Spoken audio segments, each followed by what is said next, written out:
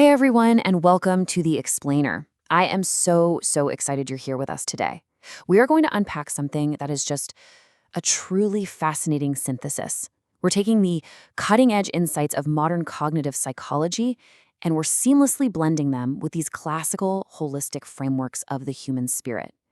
If you've ever felt stuck in a rut, or maybe you've wondered how to handle life's unavoidable heavy hits with, genuine grace, well, this explainer is built exactly for you.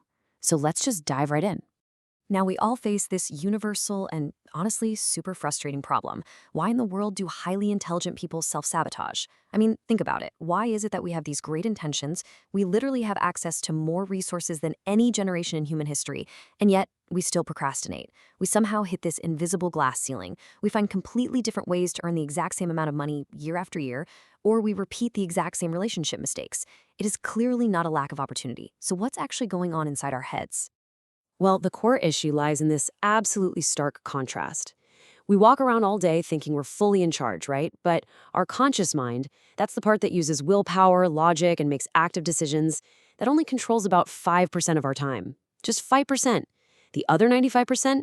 That is your unconscious mind. That's your deeply ingrained habits, your autopilot, your hidden programming. So if you're trying to break through a glass ceiling using just 5% of your mental capacity, you are fighting a losing battle, for sure. To figure this out, here's our roadmap for today. First, we'll look at the subconscious blueprint. Then we'll move into a holistic psychological approach, redefining pain and trauma, uncover the art of beautiful endurance, and finally, mastering the inner struggle. Let's get moving. Section 1. The Subconscious Blueprint. So, there's this really fascinating neurological timeline we have to look at. You know that old saying, give me the child for 7 years and I'll give you the man? Well, modern neurology actually completely backs up this ancient observation. Before the age of 7, kids operate in this brainwave state that just absorbs information without any critical filter. It's like a sponge. So if a tired parent snaps at a young kid in a grocery store, that child doesn't rationalize it and think, oh, dad's just stressed out about the electric bill. No way. Instead, they internalize a limiting belief, something like, I'm not good enough, or I don't deserve this. And that exact programming, that sets the blueprint for the rest of their entire life. To picture this, imagine your conscious mind is this little ant. It just went to a great motivational seminar, it set all its goals, and it is confidently marching north. The problem? That ant is walking on the back of an elephant. And the elephant, which is your unconscious mind with all of those deeply rooted, unhealed limiting beliefs we just talked about, is heading south. Willpower is just the ant. You absolutely cannot outmarch the elephant of your unconscious habits simply by trying harder. And this brings us to a literal game changer of a principle: environment trumps will. Think of your mind like a compass needle.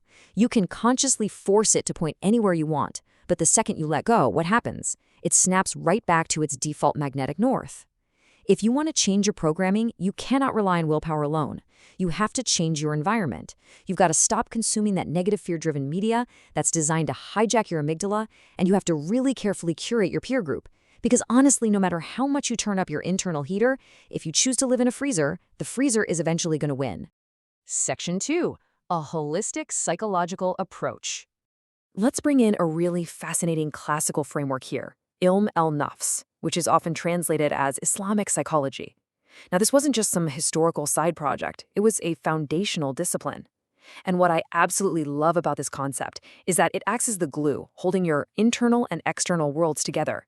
Mental health, in this specific view, isn't just about waiting until you break down and then treating a severe pathology. No, it is a daily, continuous practice of purifying the self and maintaining your moral and spiritual baseline. This holistic view builds a completely different picture of care, right? I mean, much of modern Western psychology has historically focused super heavily on the material, the ego, and let's be honest, it often leans into over-medicalization, just treating the symptom. But the classical Islamic approach, it integrated mind, body, and spirit all at once. It treated the human as a complete, living soul. Centuries ago, they already understood that your diet, the ambient temperature, the light in your room, and your spiritual connection to the Creator, all of these were active ingredients in your psychological well-being.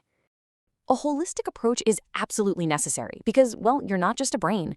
In this framework, the human psyche has these beautifully interconnected layers. You have the nafs, which is your ego or psyche.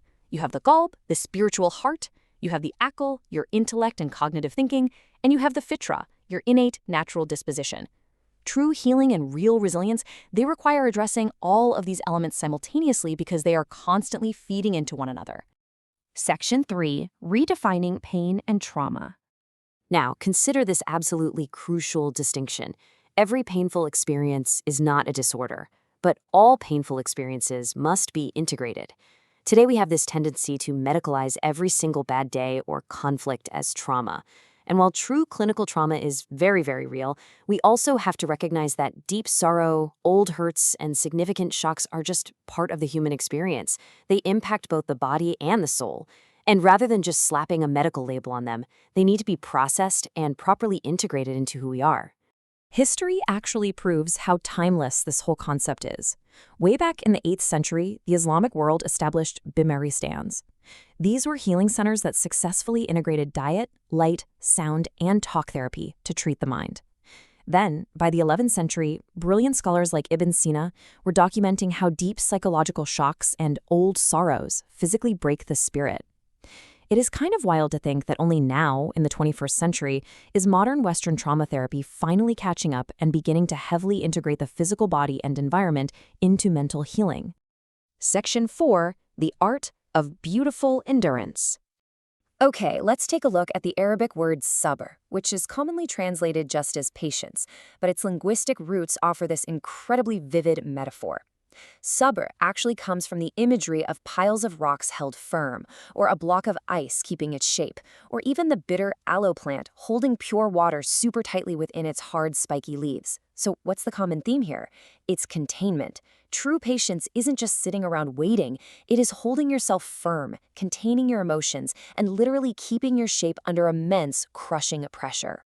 And when sabr is paired with the word jamil, we get something truly profound.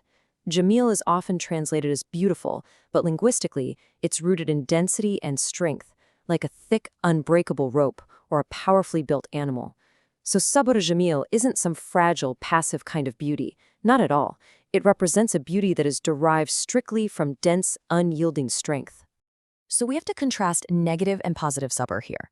Negative sabr is just taking a beating. It's passively tolerating a terrible situation, like enduring torture without making a sound.